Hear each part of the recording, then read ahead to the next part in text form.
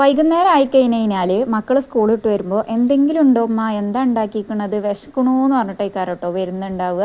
കാരണം ഉച്ചയ്ക്ക് ഫുഡ് കഴിക്കുന്നതല്ല, അവിടുന്ന് എങ്ങനെയാണ് കഴിക്കണത്, എത്ര കഴിക്കണത് ഒന്നും അറിയൂലല്ലോ. അപ്പോൾ നല്ല വിശപ്പിൽ വരുമ്പോൾ എന്തെങ്കിലുമായിട്ട് ഉണ്ടാക്കാൻ വേണ്ടി ശ്രമിക്കും കേട്ടോ. പിന്നെ വീട്ടിൽ വെറുതെ ഇരിക്കുന്ന നമുക്കും ഈ ചേലിക്ക് മഴ പെയ്യുമ്പോൾ വിശക്കാണ്ടിരിക്കുമോ?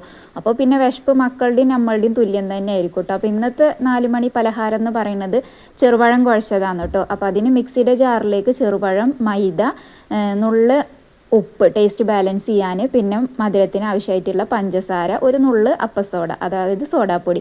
അപ്പോൾ മാവ് അരച്ച് വന്നപ്പോൾ കുറച്ച് ലൂസായി പോയിട്ടുണ്ടായിരുന്നു. അപ്പോൾ എന്ത് ചെയ്യുക, ഇതുപോലെ മൈദ വീണ്ടും ഇട്ട് കൊടുത്തുങ്ങാണ്ട് ഇങ്ങനെ കുഴച്ചെടുക്കുക കേട്ടോ. എന്നിട്ട് പിന്നെ ചൂടായ എണ്ണയിലേക്ക് കൈവച്ചതാ ഇതുപോലെ ഇങ്ങനെ നുള്ളിയിട്ട് കൊടുക്കുക.